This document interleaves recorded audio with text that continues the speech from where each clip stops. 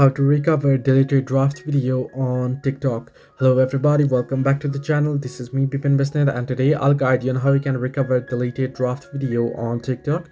Well, if you had a draft on your TikTok account and now you want to delete it, now you deleted it and now you want to recover it, then unfortunately, to be precise and straight, then there is no any absolute way that you can recover that.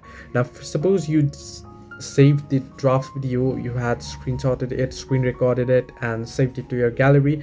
Now if you deleted it from your gallery, you can head into your gallery and then tap on the three menus there and then tap on recycle bin there at the bottom, and you'll be able to get it from the recycle bin if it hasn't been deleted permanently. However, if you had only on TikTok and the draft is now gone, then unfortunately you won't be able to recover it.